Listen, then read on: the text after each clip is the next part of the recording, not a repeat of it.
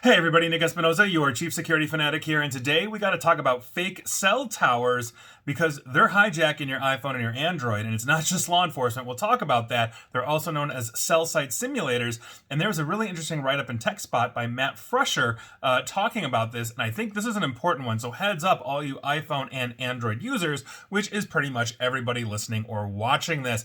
Because we are talking, as I mentioned, about cell site simulators. They're also known as stingrays or IMSI catchers. Now, these are tools that law enforcement and governments can employ for various warranted tasks, ideally getting a warrant, including things like tracking cell phone locations, intercepting communications, espionage if you're on the intelligence side, installing malware, etc., etc., etc. And of course, cyber criminals can basically spin up cell site simulators as well. Essentially, we used to take old 802.11g Linksys stuff, reprogram it, and we could create these things pretty easily. Now, using a CSS or cell site simulator involves creating a fake 2G cellular tower and then tricking the target phone into connecting. Pretty much every big carrier within the United States, except for T-Mobile, interestingly enough, has already disabled their 2G and 3G networks, although T-Mobile plans to deprecate those out next year in April, so they'll be there. But all cellular devices can connect to 2G and 3G towers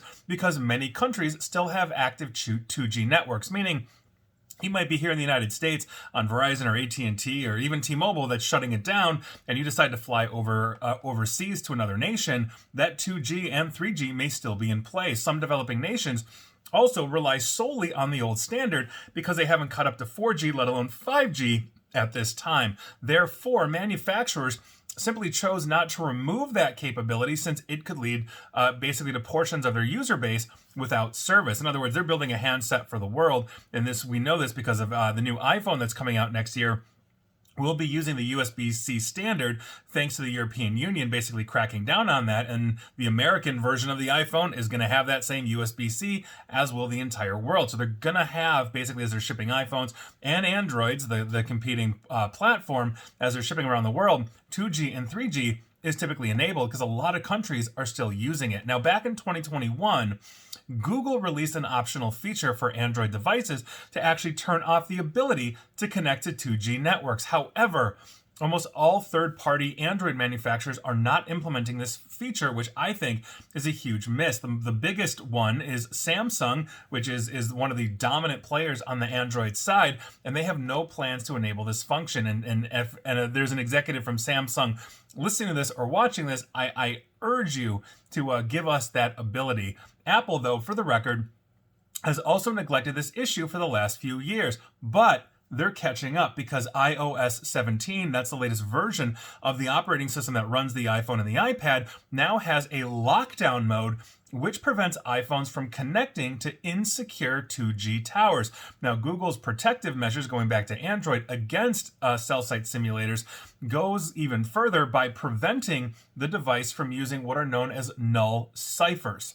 Now, this is what this is. Usually, connections with cell towers are fully encrypted with symmetric ciphers, but null ciphers are not encrypted whatsoever. Those are typically used by technicians performing network testing. Phones can also generate null ciphers for 911 calls if, for whatever reason, let's say the SIM card is damaged or missing. Unfortunately, since data is not encrypted with a null cipher, an attacker using something like a stingray or cell site simulator can take advantage of null ciphers and intercept any data from the connected device. Messages, calls, internet traffic, all those kinds of things are up for grabs because it's not encrypted. So, unless you specifically need 2G connectivity, it's going to be a good idea to simply disable that feature if your device allows it. Then obviously, if you're listening to this or watching this in a country that has 2G and 3G, you're kind of out of luck. But the rest of us, we're okay. Now, users on iPhone, iOS 17, may want to consider enabling lockdown mode. I think that's a great idea.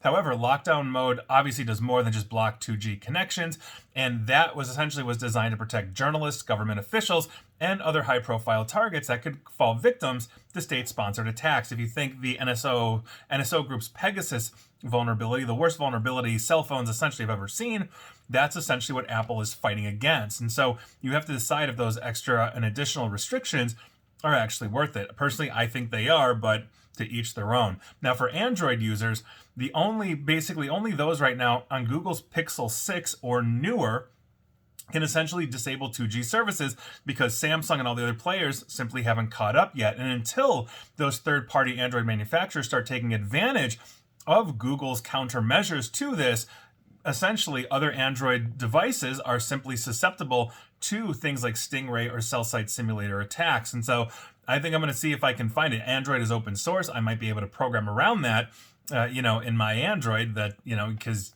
again, Samsung is one of the big ones, as well as many of the others. So if you have an Android, heads up to you. My ideal would be to put pressure on the manufacturers to give us this option. And I think if Apple is leading the way with lockdown mode, Samsung being its biggest competitor in this space, I believe it's their biggest competitor, is going to go that route as well sooner than later, I would hope. So there you go. That's everything you need to know about cell site simulators. But if you've got an Apple, get into that lockdown mode. If you've got a Google Pixel 6 or higher, you can disable this. And for everybody else on Android or any other product, put pressure on the manufacturers. Let's get this done, because I want to see Stingrays and cell site simulators completely cut out of the equation, because it makes us all safer.